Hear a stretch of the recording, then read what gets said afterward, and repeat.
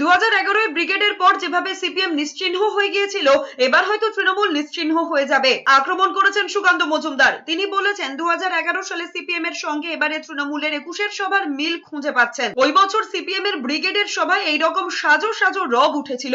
এবার তৃণমূলেও একই ছবি দেখা যাচ্ছে। 2026 এর পর হয়তো সিপিএম এর মতো তৃণমূলও নিশ্চিহ্ন হয়ে যাবে। যদিও তৃণমূলের দাবি 21 সমাবেশ মানুষের আবেগের সমাবেশ, মানুষের আবেগের সঙ্গে জড়িয়ে, তাই কোনোদিনও এই সমাবেশ বন্ধ হবে না, এমনটাই বলেছেন তৃণমূলের শীর্ষ নেতৃত্ব।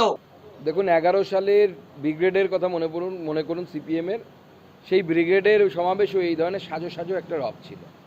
আমি কিন্তু সেই ব্রিগেডের সাথে একটা অদ্ভুতভাবে মিল দেখতে পাচ্ছি, এবং সেই ব্রিগেডের পর যেভাবে সিপিএম নিশ্চিহ্ন হয়ে গেছিল, আমার মনে হচ্ছে 26-এও তৃণমূল সেইভাবে নিশ্চিহ্ন হয়ে যাবে। অন্য দল অনুষ্ঠান স্থলে পুকুর ডোবা বানায়, নামনা করে দুর্গাপুরে প্রধানমন্ত্রীর সভা নিয়ে আক্রমণ করেছেন মমতা বন্দ্যোপাধ্যায়। তিনি বলেছেন তৃণমূলের প্রোগ্রামের পর জায়গাটা পরিষ্কার করা হয়, অন্য দল প্রোগ্রাম করে পুকুর ডোবা বানিয়ে চলে যায়, কিন্তু তৃণমূল দায়বদ্ধ।